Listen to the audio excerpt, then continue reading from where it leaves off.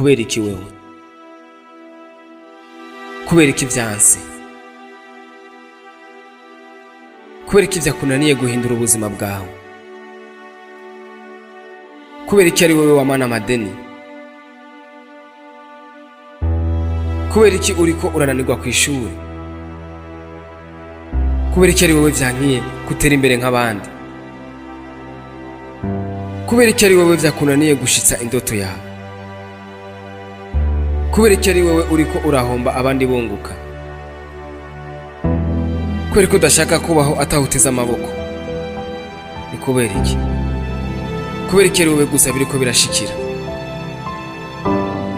Ntuzi impamvu. Ntuzi impamvu yo kubaho kwawe. Ntuzi impamvu ivyo vyose kiriko kirabituma. Mugabo nagomba ndakubwire ko impamvu ari wewe. Impamvu ni wewe. Impamvu nuko udashaka kwizera ko ufise ubushobozi bwo kubihindura. Impamvu nuko udashaka kwizera ko woriha ayo madeni yose. Impamvu nuko utari kuribwira ko bishoboka ko utera imbere nk'abandi. Impamvu nuko utari kurakira ko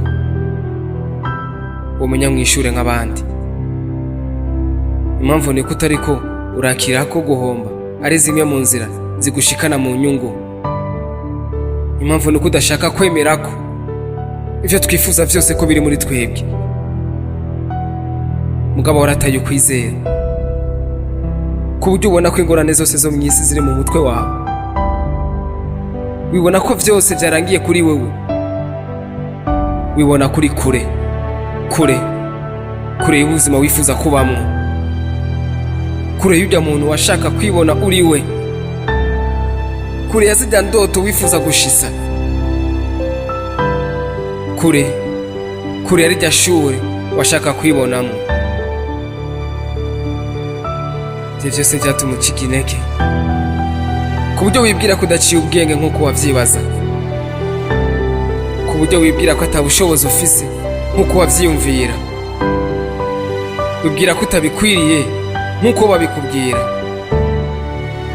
wibwira ko utazobishikako kubera ko atanakimwe ushoboye gukora. Gusa menya ko ufise icyo ushoboye gukora. Buri umuntu wese arafise icyo ashoboye gukora.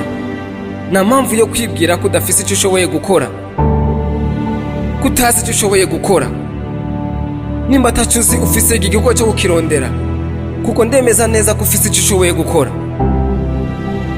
Niwamara kugitora ntuze kumbwira ko atari cyiza, ko gisanzwe, ko ataho cyo gushikana ugikoze, kutotera imbere iyo ugikoze.